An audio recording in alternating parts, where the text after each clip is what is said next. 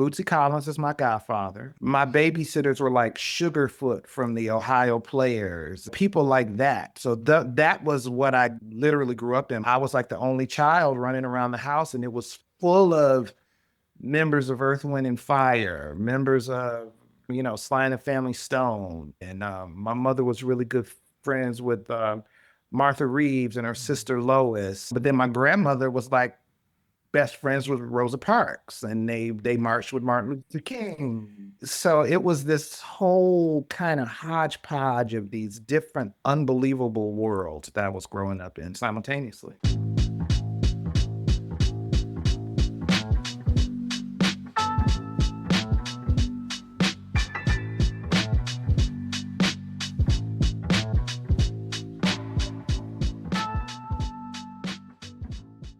Greetings and welcome to another episode of Q Points Podcast. I am DJ Sir Daniel. And my name is Jay Ray, sometimes known by my government as Johnny Ray Cornegay III and Sir Daniel. We got a legend in the building. He got a new book out. It's a whole thing. We absolutely have a legend in the building. I have been secretly standing this gentleman for a few years now because I thoroughly enjoy a podcast, a really A1 podcast that he is the co-host of. Mm-hmm. And I feel a kinship to him because the two of us, we feel very strong about women artists. We do. And we feel very strong about women artists and making sure that they are represented and given the props that they deserve.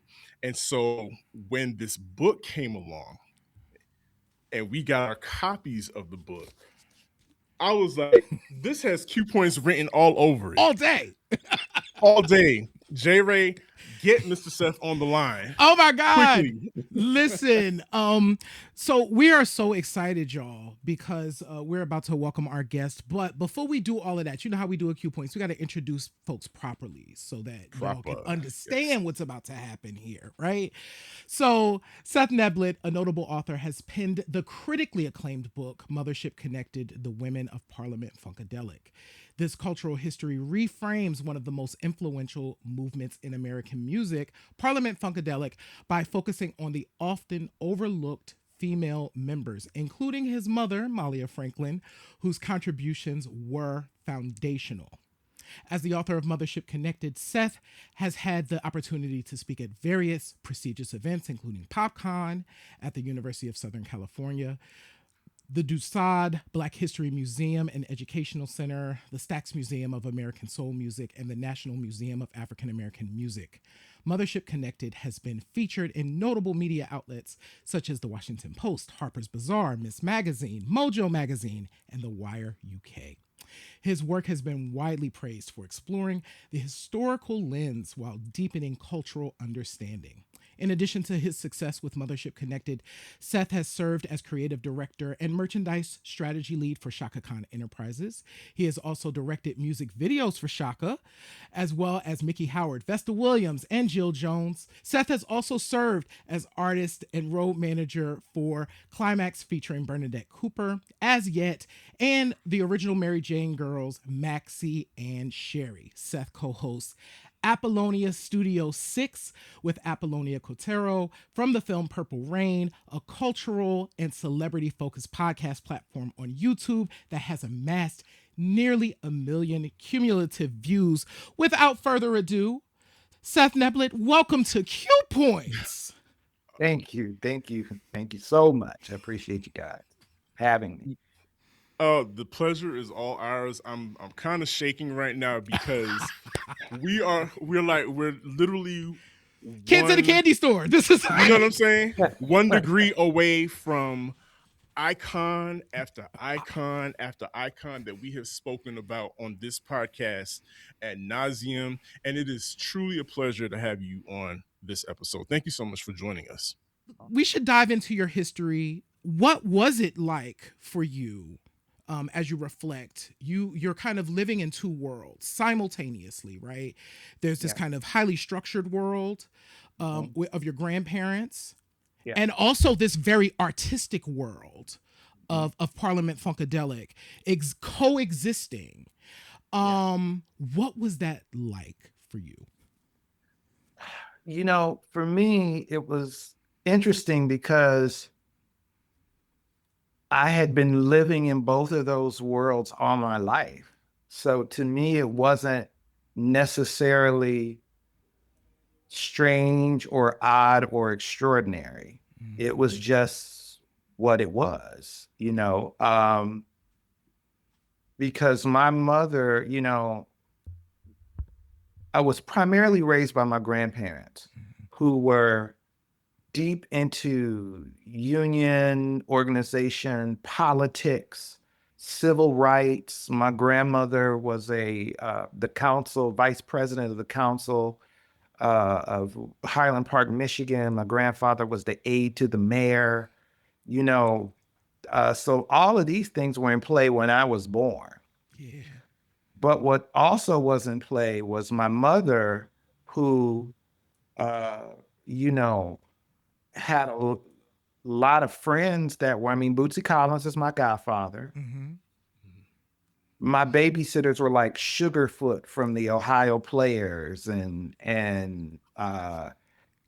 people like that. So that was what I literally grew up in. My father is Nate Neblett, the drummer for Mm-hmm. New Birth, the original New Birth. And so I always had these two lives as a child. It was like I had this life that was very structured. It was very political in the way that my grandparents were always going like to the mayor's ball and things like that. And usually my mother was many times the entertainer, at the singer at the mayor's balls.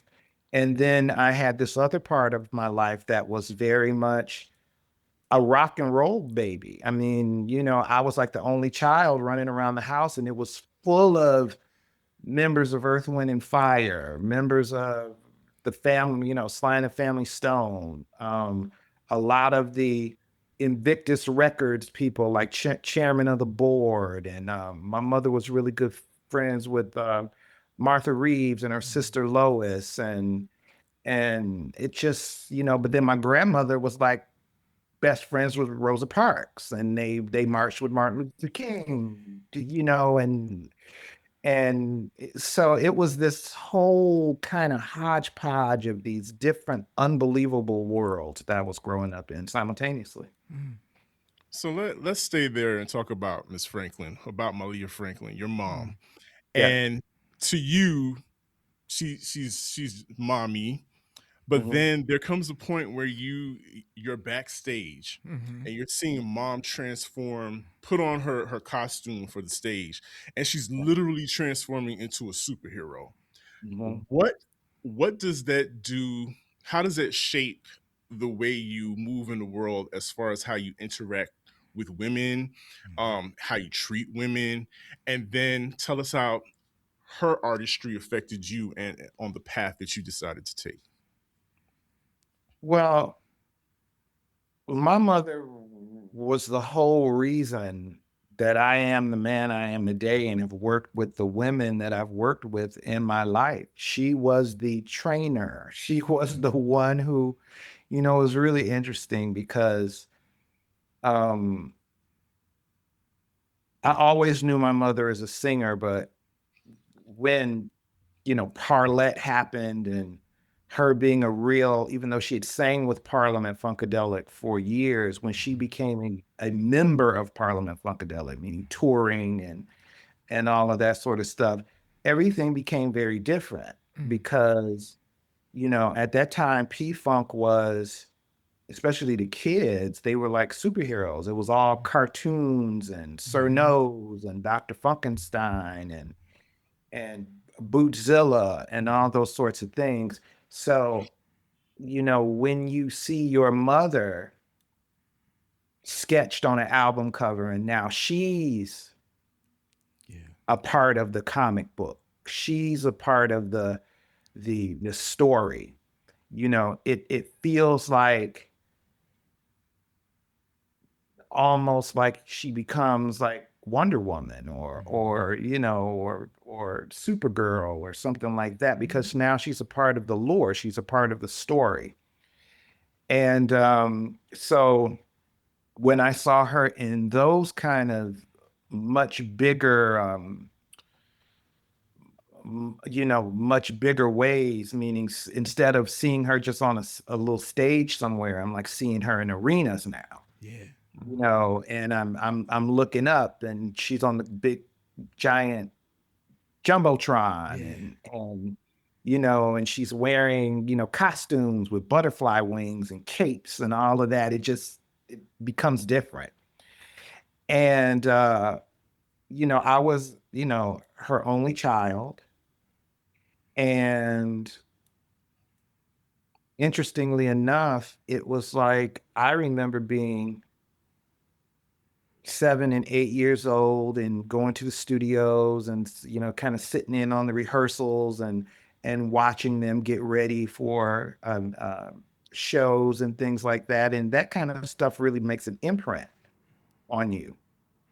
And you know, my mother's, you know, she was a diva. I mean, and when you're raised by a diva, then you know how to relate to divas. And I don't mean that in a negative connotation, you know, but my mother was a certain kind of woman. And because she was a certain kind of woman that did a certain kind of work in a certain field, and it was second nature to me that when I started meeting other women like her, just, you know, became parts of their lives, whether it was personally, whether it was in a business sense, and many times it's in both ways. But Mallia was the one that, you know, she reared me. I was 10 years old and she would send me to the mall. And I would go to the mall and she'd send me to the mall and I'd go to the Clinique counter and I knew I had to get pore minimizer and ivory a foundation. I knew that I had to get rum raisin lipstick. I knew that I had to get Hudson stockings with the girdle top and the reinforced toe. I knew all of these things before I was even a teenager. You know what, J Ray, what this is bringing up for me, and the reason why I'm giggling is because I'm an only child as well, and nowhere near living the life that you were living at back then. But I remember running to the store for my mom to get her the little stockings that came in the And egg. the egg, the In the egg, legs, baby, sheer energy. sheer Mhm. energy, right? And then but also going with her to her choir rehearsals, and her costume was, of course, the choir robes, and just sitting there in the pews, watching her and the other ladies, you know, transform and become these larger than life figures. So I Yeah. totally relate to that. That just came up for me immediately, J Ray. Seth, I'm curious. I'm thinking about little boy Seth and Mhm. all of this energy, all of this artistic energy being imprinted on you at that age where you are watching these magnificent artists Mhm. on stage. What does that feel like? What did that feel like for you as a child, especially a child who's also going to school with other children that don't have this life and would never understand what Yeah. that's like? Can you talk a little bit about that experience? It was interesting because you feel in ways like an odd seed because you know that you're different. You know you're different. You can feel it, you know it.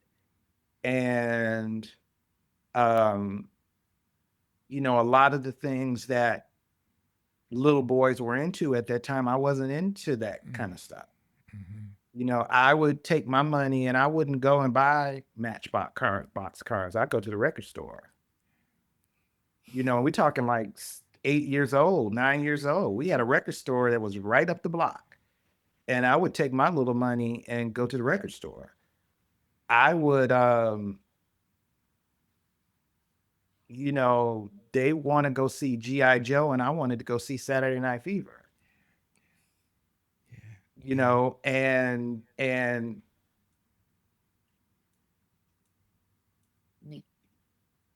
it was really just a very interesting kind of growing up, because when I would bring my friends, school friends into my world, you know, like there would be a rehearsal. Maybe Parlet was rehearsing because they used to rehearse in my grandmother's basement, you know, big house and huge basement. And Parlet would rehearse in the basement. So sometimes I would bring, you know, my little friends from home to come and sit on the basement stairs and watch them rehearse. Uh, there were times when I would get picked up from school in a tour bus. Wow. You know, I remembered my second grade pageant. You know how schools have the school pageant?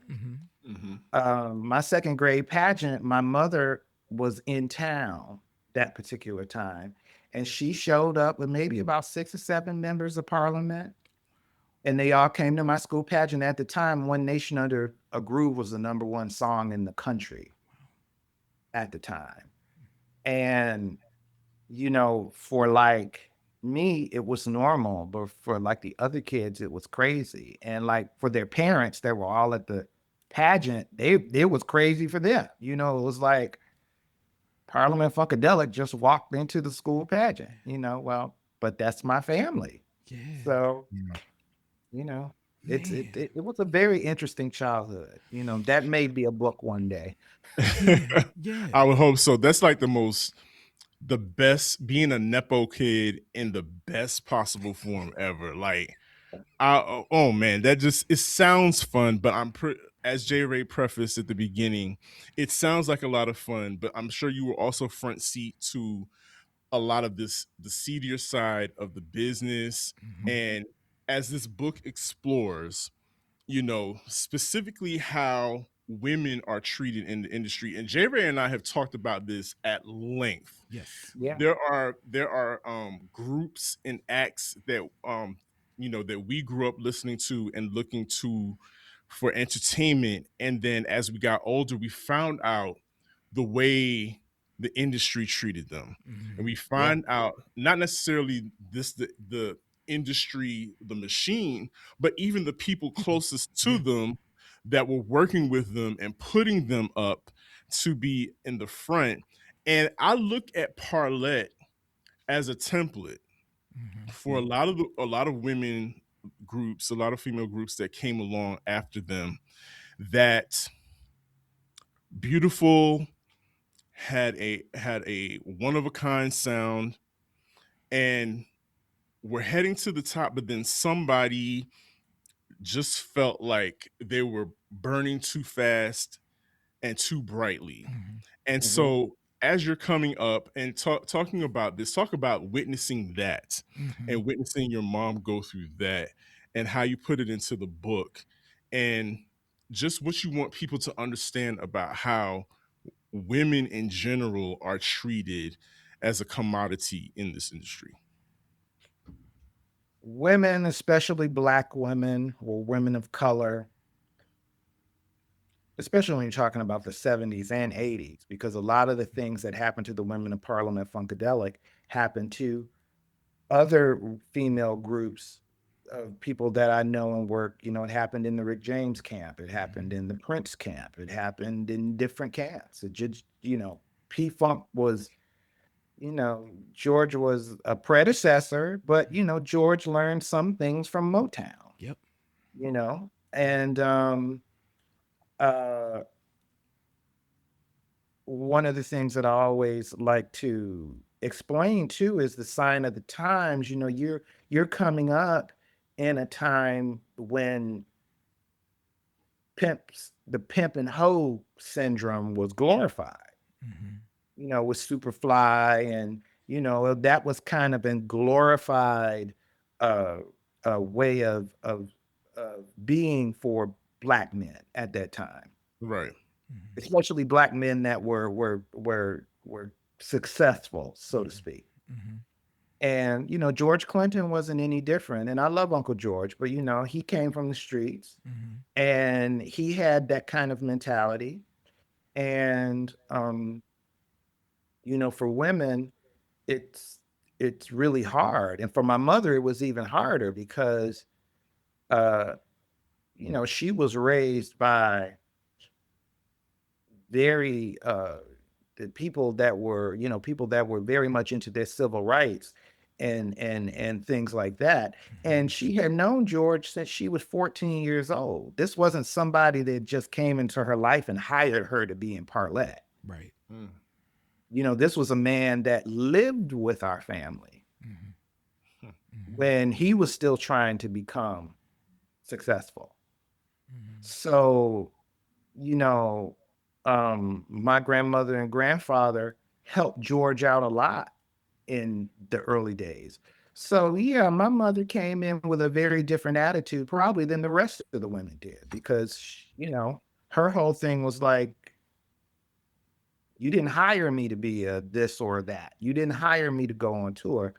You know, I brought you Bootsy Collins. Yes. Yeah. So yeah, there was I'm sure that there was a piece of her that felt, you know, um, very much like you're not gonna do me like that. And that became in some ways the thorn in the side of Parlet because if you get into the book, the whole Parlet deal had a lot to do with Neil Bogart, the president of Casablanca Records, interest in my mother specifically. And him telling George that whatever girl group you're going to bring to Casablanca, Mallia has to be in it. And originally that was going to be the Brides of Funkenstein. Um, and Dawn Silva, who is one of the brides, actually tells a story that when the people in George Clinton's organization first started talking about a girl group, they were talking about her, Lynn Mabry, who was the other original Bride of Funkenstein, and my mother being the Brides of Funkenstein. And so my mother was the only Parlet that was contracted. And that was very strategic. Her contract was the same amount of albums for Parlet that George had from Casablanca for Parlet, which was 3 albums. And so Parlet, in a lot of ways, was riding on my mother being kind of like the leader of the group. I mean, even if you look at the first album cover, it's kind of very specific center, that yeah. Mallia is the center, Yeah. and that's not taking anything away from Debbie and Jeanette because they were just as important. But, this book and researching and interviewing this book, I really found out from the business people that as far as they were concerned and they were instructed, Parlet was about Mallia and whatever other 2 girls were singing with her. It was so with that being said, and with that kind of being the open secret plan, when she started chirping up about not getting paid and not getting paid correctly right out the gate, Right. that kind of, I think, doomed Parlet a little bit because, if you are the squeaky wheel, sometimes you can be seen as the problem. And especially as a woman, Yes. you can really be seen as the problem. And so, my mother being as vocal as she was, and my grandmother, who was a businesswoman who was acting pretty much as her business manager, which was something that none of the other people in Parliament-Funkadelic had at 20 some years old. That, started to be like, well, maybe we don't want Parlet to go on this tour. Well, maybe we don't want them to do as much interviewing. Maybe we because Mallia's chirping up, and when she's chirping up, she's not just chirping up for herself, she's chirping up for the whole group. Right. Right. Oh, my goodness. This, we know that this comes up a lot in the industry, right? Yeah. And thank goodness for your mother, of course, being brave enough to speak up for herself and Yeah. what she deserved, right? For Yeah. for the work that she was putting in. Yeah. Now, here you are though, researching for this book, and you are now hearing these stories, right? Coming in from these women, and they have different stories, right? And so you're taking all of this in, and so I have two questions actually.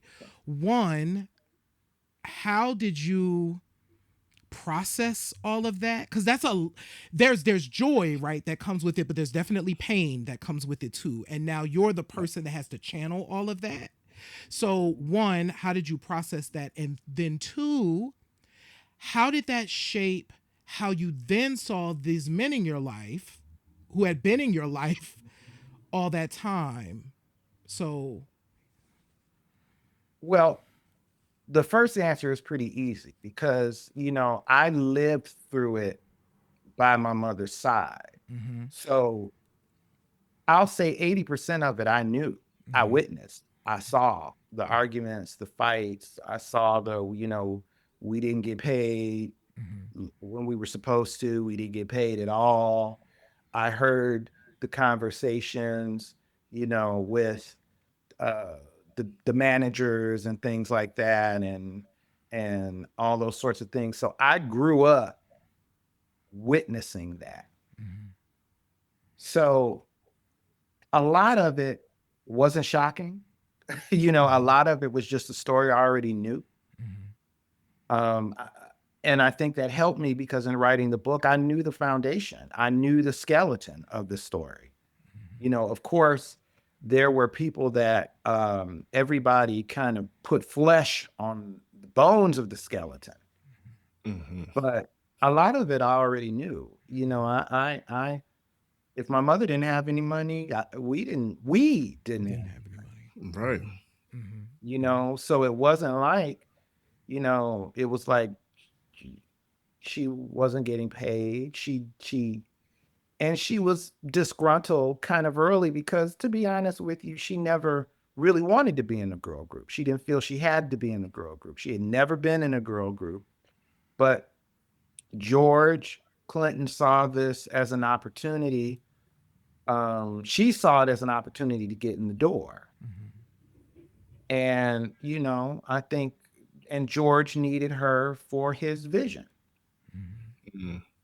Uh, Parlet's first album, a lot of money went into it. mhm, I mean, from hiring the Detroit Symphony Orchestra to play the strings on it, to hiring the artist, Sushi Nagaoka, that did the cover, yeah, that was doing the covers for Earth, Wind, and Fire and ELO and all the really big, big, big groups at the time. I mean, every Pyramid album cover that was done for Earth, Wind, and Fire, Sushi Nagaoka did it. mhm, And Casablanca paid him a lot of money to do this rendering of Parlet in this spaceship. mhm, That, funny enough, as I learned in my research for it, uh, the spaceship itself, he was actually given the premise to draw them in a space whorehouse. really? Hmm. Pleasure Principle was this supposed to be it was a horse ship, Hmm, is what it was. Okay. And if you look at the imagery and you look at different parts of the ship, you'll see resemblances of female body parts, mhm, male body parts, and those were the subliminal messages that they were they were these women, these women from outer space that brought pleasure. And, every press release was talking about how, they would get you off, satisfaction guaranteed, sensual satisfaction, sensual gratification, sensual such and so. Mm-hmm. It all played into the lore of Parliament Funkadelic because, as George said, Dr. Funkenstein was the ultimate space pimp. Got it. That was one of his main things, was that he was the ultimate space pimp. So it made sense that the first women that came from him, would be the space whores. But it fell into the whole lore of what it was. The Brides of Funkenstein. It was another thing when they released the Brides. What was interesting was that Parlet was pictured on their album cover, which was, kind of unusual for George. And the brides were not. They were just Right. kind of like these two Caricatures. sexual fembots, and that was, kind of how he did it. He, for whatever reason, the brides albums in particular, he really did not. He didn't put any images of the group on the cover. And what I was told was, if there's no images of the person on the cover, then they can be interchangeable They very swapped out. easily. That's exactly it. And it's as you're speaking and dropping gem after gem, you're absolutely right. I think about a lot of the groups because, like you, I would take my lunch money and go buy records. Yep. And for me, I grew up in the golden era of hip hop. And we got to talk about your mom's connection to hip hop because Yeah. she's connected to some really legendary hip hop Yeah. groups and Yeah. artists.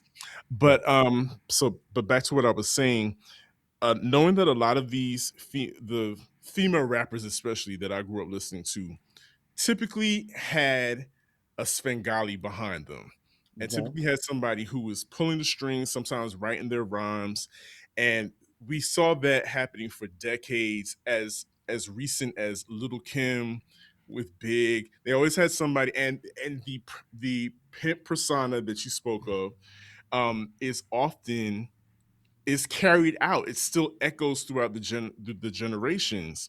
Yeah. And listening to about the stories about your mom and her personality, I cannot help but think of Lisa Left Eye Lopez Yeah. and from TLC, and the way she would be the most vocal one in the group.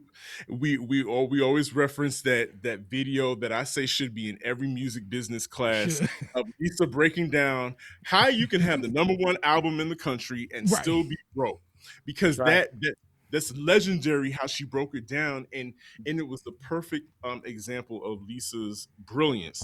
But I Yeah. bring this up to say, Seth, as somebody who still has stakes in music, Yeah. and you still see these young ladies still bumping up against these walls, whether Yeah. it's in pop, rap music. Mr. Seth Neblett, as somebody who's witnessed this, and how do you stop it?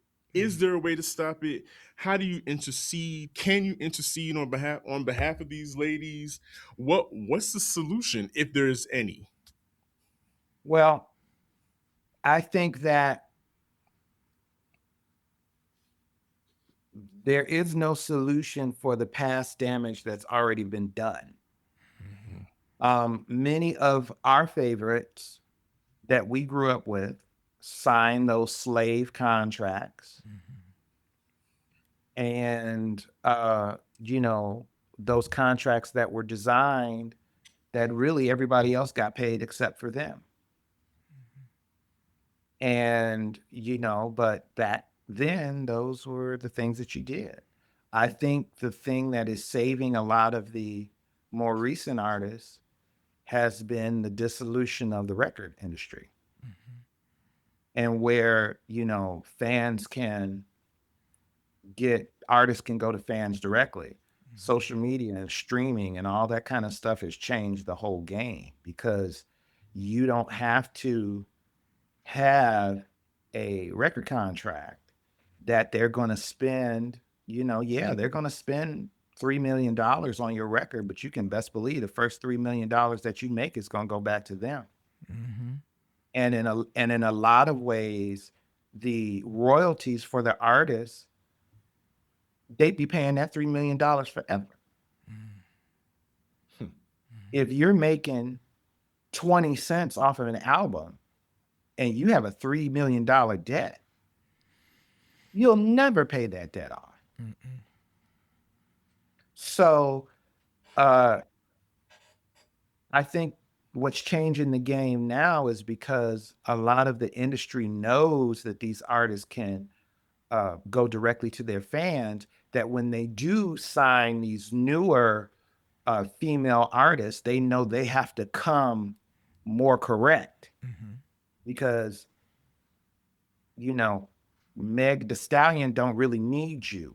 Right. Right. Mm-hmm. You know what I mean? Yeah. Meg the Stallion can go on Instagram and TikTok Mm-hmm.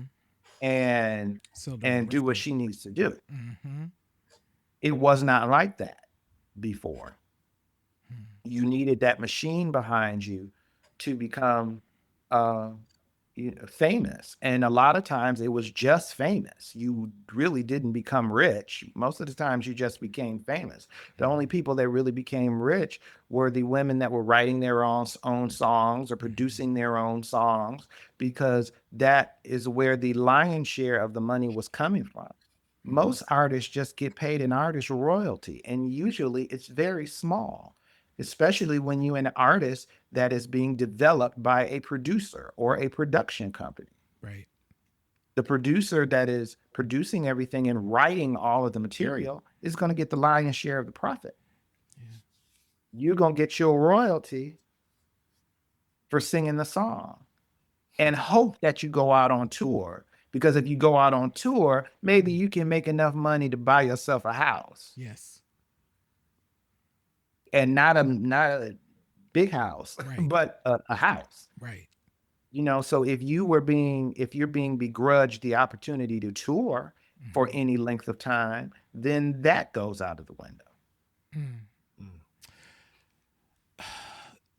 Seth, just in all of this truth telling Mhm. that you are doing, not just in this interview but definitely in this book, Mhm. it continues to underscore the importance of these stories being told and these legacies being protected, but more importantly, codified in academia. Like, this is literature now. Yeah. So when researchers in the future are talking about the history of music or the history of black music or the history of black women in music, your book is part of that now. Can you talk about how that feels to know that you have created an artifact that will always exist from this point forward, that not only codifies but protects your mother's legacy and the legacy of these other women? It's very unreal, considering the fact that I didn't set out to write this book. Right. I didn't set out to be the writer of this book. There were a couple of years when we first started, meaning myself, my mother, Lynn and Dawn from The Brides, Shirley and Debbie from Parlet, and in the beginning, Jeanette Washington from Parlet as well. We were on the search for a writer. And then after a couple of years of that not working, I'd moved to LA, and I just moved here. And I was having dinner with my mother and Bootsy Collins, my godfather, and we were griping and complaining about, that we can't get this book done. And Bootsy just looked at me and said, "You do it." Hmm. You've already started some of the work. You know the story. You know when somebody's lying to you. You know what's true and what's not because you lived it. So you write it. And that started the journey, you know?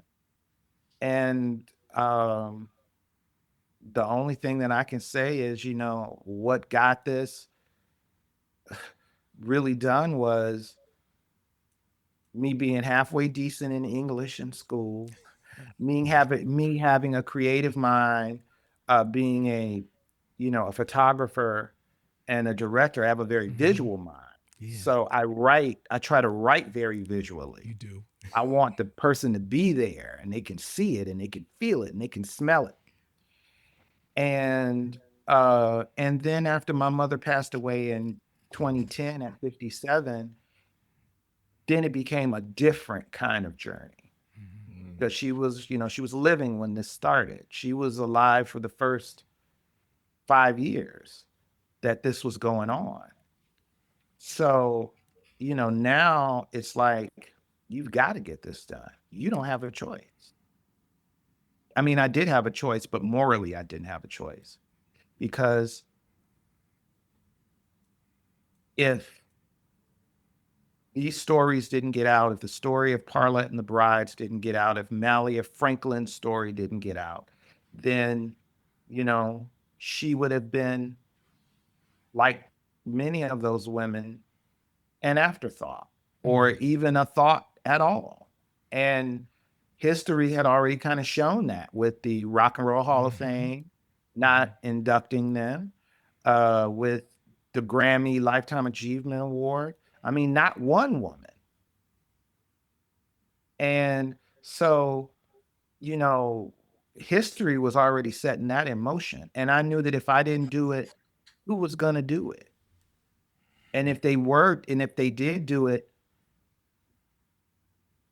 their scope was going to be so small that they wouldn't even really know what the real stories were inside of this story. I knew what the real story was because I witnessed it. I bear witness to it.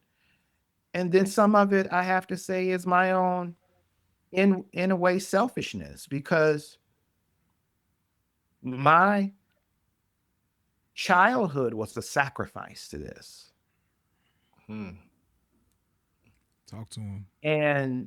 And if my mother's story is not known, then the sacrifice of my childhood I felt would be in vain.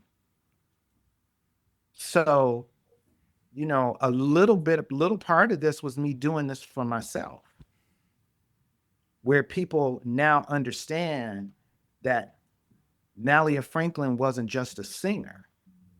Mallia Franklin was a connector.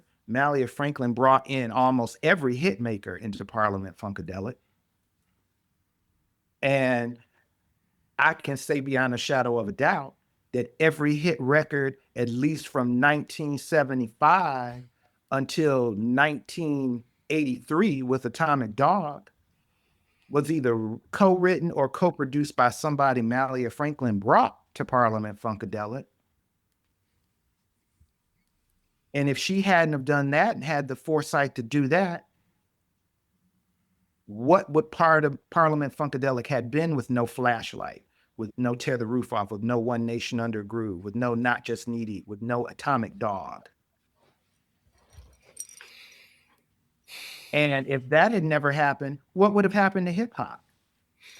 I I was just thinking that because literally there's a whole generation of MCs, hip hop bands that I could just start rattling off names, but I'm not. Literally owe your mother a debt Yes. Yes, they because do. they would not have anything to sample. Mm-hmm. Yeah. There would be from the Boogie Boys to Snoop Dogg. Your mom has literally played an intricate role in the Yes, she has. foundation of hip hop. Yes. Yes, she And has. as you were talking about the Grammys and the Rock and Roll Hall of Fame, I just realized recently people have started popping up and becoming honored. Like Roxanne Shante got a lifetime achievement award from the Grammys. Right. Now in the Rock and Roll Hall of Fame, we're seeing, specifically in hip hop now, a lot more women are being honored. Queen Latifah and MC Lyte are part of the new class that's coming up. So really, there's a generation of us that owe your mom a debt. Yeah, And I agree. I yeah, agree, and I'm a very modest person, uh-huh. but I was given a piece of advice very early on, which was you can't be modest telling your mother's story. You have to tell it like it is, and don't be modest, and don't, think about what other people are going to feel. Because see, one thing that I have in any claim that I have made that was made about my mother and Mothership Connected, I got receipts. There we go. This isn't just Seth decided to say this. And if you uh, read in the book, is that most of the claims, really by everybody in that book, there's usually another person that is backing it up in some kind of way. I was there, I know about it, I saw it, and more of those kind of things happen. One of the stories that I tell is that my mother was hired by Suge Knight and Dr. Dre to work for Death Row in 1992. And her job at that time was to come in to teach the singers at Death Row how to sound like Parliament-Funkadelic. Yeah. Because they were using all of Parliament-Funkadelic's hooks. Yeah. Yep.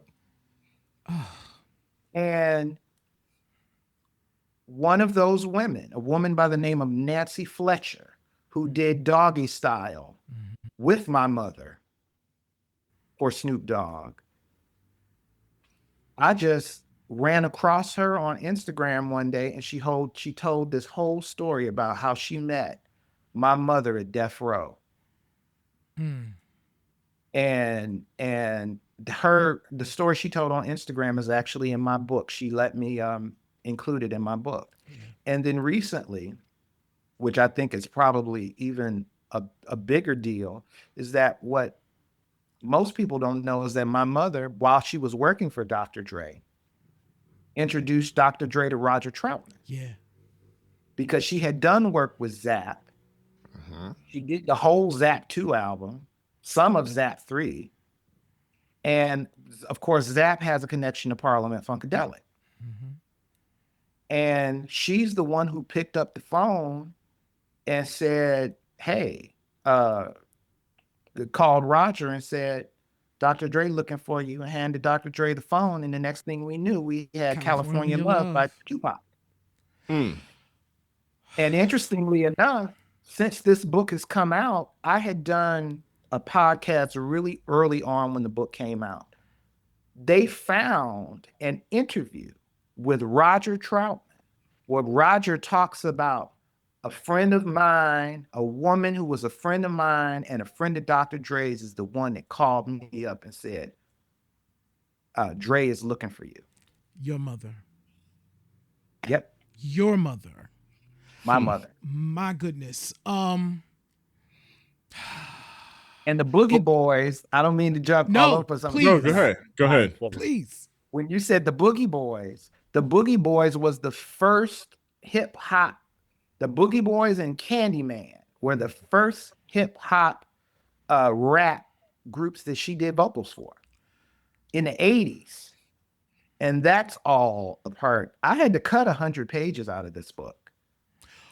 Wow. Oh, how? Oh, this is an aside, but I have to ask, like, how did that land? How hard was that? Is really what I want to know, because that sounds like it would be very difficult to do. It was hard because there were things in that book. Oh, there's a story about my mother and Shaka Khan about to beat up somebody at an Ohio Players concert. I want to read that. There was a whole chapter on my mother, my Aunt Jennifer, Jeffrey Bowen, and Motown. There was a whole chapter on that. And when, my mother first came to LA, and her relationship with Jeffrey Bowen and Norman Whitfield, and how Oh Norman yeah. Whitfield talked to her early on about joining a group as a lead singer that became Rolls Royce. Okay. And there's a lot of things that had to come out of that book. But the reason, I kind of understood, I didn't want to take it out, but I kind of understood where the publishing house was coming from, because it was like, Seth, you have to stay on a certain path. Yeah. And there were so many unbelievable stories that were like these other Tangents, little like stories, yeah. That I had to make a choice, because they were like, you got to cut this by 100 pages. Look, if you didn't have to cut it by 100 pages, you could leave it, but you have to cut it by 100 pages. So I'm just saying, and Seth, you know this. You're in the podcast space. This sounds like a great podcast. That's all I'm saying. Like, this sounds like an amazing podcast. Oh, their story. So Seth, what was bubbling, Sir Daniel, up in me is I love your commitment to making sure that this book got over the line. I'm gonna speak for I know that for me, sometimes imposter syndrome gets in the way, and it's like, I didn't plan to do this thing, but now I'm gonna do this thing, and sometimes that can be hard, and you pushed through that thing. So I want to, one, just say thank you for pushing through, and you are a beacon for artists that we sometimes get in our own way, and you push through and you created something that is gorgeous. And so thank you for doing that. I appreciate it, because it wasn't always easy. It wasn't an easy process, because unfortunately a lot of those P-Funk demons still exist. Yeah. And it didn't make for an easy journey. There were some disappointments that happened, like people that were supposed to be a part of the book, that because of whatever idiosyncrasies or things that they had, decided they didn't want to be a part of the book. People that decided they didn't want to be a part of the book, and then the book comes out and they're talking crap about the book, and it's like, well, you're talking crap about it because you're not in it. Right. And you didn't think I was gonna do it. I just did what I say that. You like I was you. gonna do. I didn't do anything different. You didn't believe it. I believe it. So don't be mad now. But in the process of that, I've grown as a person. And there were things that I had to accept from people that I loved that were hard pills to swallow. Yes. That taught me that no matter what you do or how you try to do it in love, how you try to do it morally correctly, how you try to do it in fairness, you can't control what's going on in everybody else's mind. No, You can't. not at all. And you can't let what's going on in other people's minds stop you either. Because I was going to get this book done. Yes. For the reasons that I stated earlier. Yes. So it was either you're going to have faith and have some trust and ride with me, because there were women that rode with me and still riding with me right now. And, but if you don't want to ride with me, that's okay. And I don't even love you. I don't love you any less. But I had to do what I had to do, just like you got to do what you got to do. And I respect whatever it is that you have to do. I believe that you probably garnered a lot more respect than you even imagine from those people, and even people that you don't even know. Before we get out of here, Yes. Seth, If you could channel the voice of your mom, but also your grandparents right now, what would they say to you about the fact that you created Mothership Connected? So I want to hear from your mama and your grandparents. My mother would say, "Good job, Bit." That's what she used to call me, was Bit. She would say, "Good job, Bit."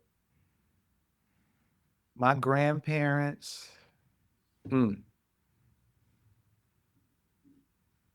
they would say, "We're so happy that our daughter's finally getting recognition." My goodness. That's what they say. Seth Neblett. Yes. We are truly honored that you took time out of your busy schedule to spend time with us here at Q Points.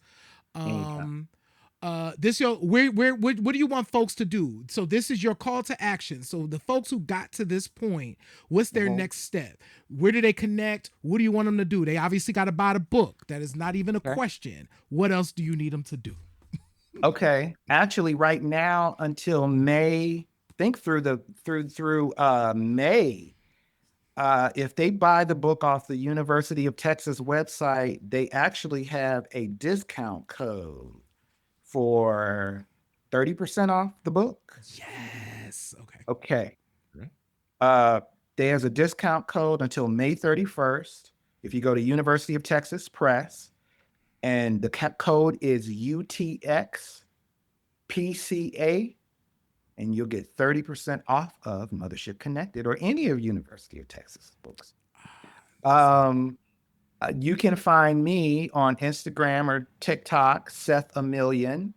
Mothership Connected also has a Instagram. Mothership Connected also has a official Facebook as well. What's going on right now as far as Mothership Connected or next steps is right now I am trying to develop the audiobook. And the audiobook, it's shaping up to be something very exciting with possibly some great guest stars, some great cameos from people that will read parts of the book. And documentary. Hey, you documentary and film people, even though I know documentary and film people, but you never know. You like the book, hit me up. Let's talk. And I'm out on the road with Original Mary Jane Girls, Maxine Sherry. I'm out on the road with Bernadette Cooper's Climax. Still working with Apollonia. We'll probably be doing more Studio 6 this year. Nice. And a lot of great things. So that's what's going on with me, and that's how you guys can find me. Such a pleasure. Listen, y'all. Thank you so much, Seth, for stopping by. And thanks to everyone who tuned in to this episode of Q Points. If you can see our faces and hear our voices, make sure that you subscribe. Make sure you go over to Seth Neblett's platforms and you subscribe. But also make sure you just go to the University of Texas Press and purchase Mothership Connected, the Women of Parliament-Funkadelic. This is Q Points. You can get it on approved. Amazon too. And you can get it on Amazon too. It's Q Points approved. Visit our website, qpoints.com. You can check out all of our archive episodes. You can become a member over there. It keeps the lights on at Q Points Land. Shop our store. And check us out on Substack, where we have a lot of other good stuff. We appreciate y'all. We love y'all. We absolutely do. And like I say in every episode, in this life, you have a choice. You can either pick up the needle or you can let the record play. I am DJ Sir Daniel. And my name is Jay Ray. And that, friends... Mothership Connected. And that... is Mr. Seth Neblett. Thank you. Thank you, guys. Thank you so much. We love you. We will see you on the next B side. I just messed it up. I'm leaving it in. This is Q Points Podcast, dropping the needle on Black music history. We will see you on the next go round. Peace, y'all. Peace, y'all.